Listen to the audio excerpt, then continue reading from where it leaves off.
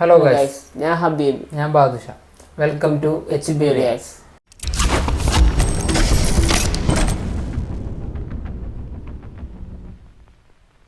അപ്പോൾ നമ്മളിന്ന് റിയാക്ട് ചെയ്യാൻ പോകുന്നത് മാർക്കോൻ്റെ ചെറിയ ടീസർ ഇറങ്ങിയിട്ടുണ്ട്, ഫാമിലി ടീസർ. അപ്പോൾ അത് റിയാക്ട് ചെയ്യാം, എന്നിട്ട് നമുക്ക് ബാക്കി ഡിസ്കസ് ചെയ്യാം. യുദ്ധത്തിൻ്റെ ഇടയിലാണ് ശരിക്കുള്ള സ്വാതന്ത്ര്യം, കൊല്ലാനുള്ള സ്വാതന്ത്ര്യം. വളരെ ക്രൂവലായിട്ടുള്ള ഒരു കാര്യമാണ് നടന്നിരിക്കുന്നത്. എനിക്കറിയാം, നമ്മളിത് കണ്ടെത്തും. ഇത് രണ്ടും ചെയ്ത ആരാണ്? വിക്ടർ എൻ്റെ ചോരയാണ്, അവൻ എൻ്റെ കൂടെ പുറപ്പാണ്.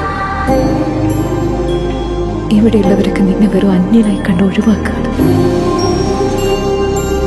മാർക്കോ, നിന്നെ ഈ കുടുംബത്തിന് ആവശ്യമുണ്ട്. അവന് വേണ്ടി ചെയ്യേണ്ടതൊക്കെ ഞാൻ ചെയ്തു.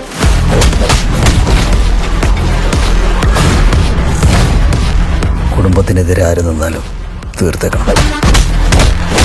അത് പുറത്തുനിന്നാണെങ്കിലും കുടുംബത്തിനാണെങ്കിലും. അടാട്ട് കയറി ജോർജിന്റെ തടി കേടാക്കാൻ പറ്റിയ മിടുക്കന്മാരൊന്നും ഈ അങ്ങാടിയിലില്ല. It is not that easy, John. If they have dared to murder a business tycoon's brother, then their mind should be brutal and sharp. യുദ്ധത്തിനാണെങ്കിലും സമാധാനത്തിനാണെങ്കിലും ജോർജിനൊപ്പം മാർക്കുണ്ടോ?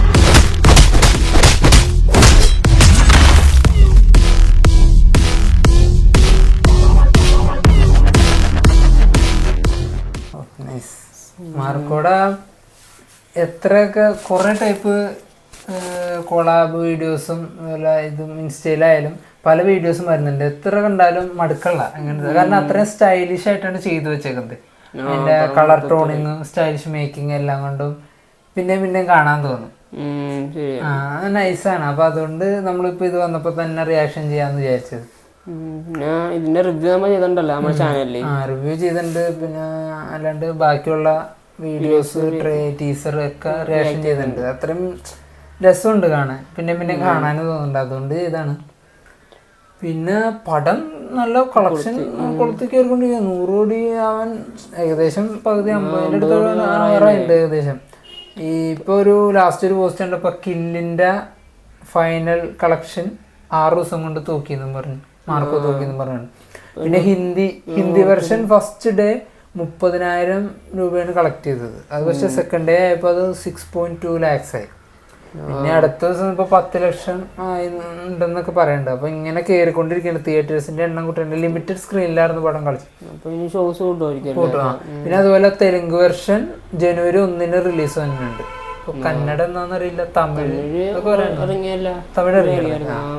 അങ്ങനെ കുഴപ്പമില്ല. പിന്നെ അങ്ങനെയാണെങ്കിൽ എല്ലാ ഭാഷയിലും ഇറക്കി നമ്മുടെ മലയാള സിനിമ ഇതുപോലെ റീച്ചിലേക്ക് പോട്ടെ. ആകെ പറയാൻ പറ്റിയത് നമ്മുടെ അങ്ങനെ റീച്ച് കിട്ടിയത് മഞ്ഞുമ്മൽ ബോയ്സ് മാത്രമാണ്. അത് തമിഴ്നാട്ടിൽ നിന്ന് എന്തോ 64 കോടി എന്തോ കളക്ട് ചെയ്തു. അത് ഭയങ്കര സംഭവമായി പോയ സാധനമാണ്. ബാക്കിയുള്ള ഭാഷയിലേക്കും ഇപ്പോൾ ഇവിടെ വന്ന് മറ്റുള്ള ഭാഷകളിൽ കത്തിക്കൊരു കളക്ഷൻ കിട്ടണ പോലെ നമ്മുടെ സിനിമ മറ്റുള്ള ഇൻഡസ്ട്രിയിൽ പോയിട്ട് കളക്ഷൻ വേണമല്ലോ. അങ്ങനെയും എന്നാലും നമ്മുടെ ഇൻഡസ്ട്രിയും വളരാൻ ഭയങ്കര സഹായകമാകും അത്. അപ്പോൾ ഇതിപ്പോൾ ഹിന്ദി ഇങ്ങനെ ഗ്രോത്ത് ആയി വന്നുകൊണ്ട് ചിലപ്പോൾ ഒരു പ്രതീക്ഷയുണ്ട് കളക്ഷൻ നേടാൻ. ഏറ്റവും കൂടുതൽ കളക്ഷൻ നേടിയ ഹിന്ദി മലയാളം സിനിമ എന്നുള്ളൊരു ഇത് ടാഗിലും വേണമെങ്കിൽ കിട്ടാൻ ചാൻസ് ഉണ്ടല്ലേ, നല്ല രീതിയിൽ പോവുകയാണെങ്കിൽ.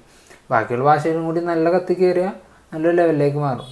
പിന്നെ ടീസറിൽ ശ്രദ്ധിച്ചായിരുന്നു സൂപ്പർ സ്റ്റാർ ഉണ്ണിമോന്തൻ വെച്ചിട്ടുണ്ട്. പുതിയൊരു സ്റ്റാർഡം ഉണ്ടാവുകയാണല്ലോ. ഇങ്ങനെ നല്ല ഹെവി പടങ്ങൾ വരുമ്പോഴാണ് ഓരോ സൂപ്പർ സ്റ്റാറുകൾ ഉണ്ടാകുന്നത്.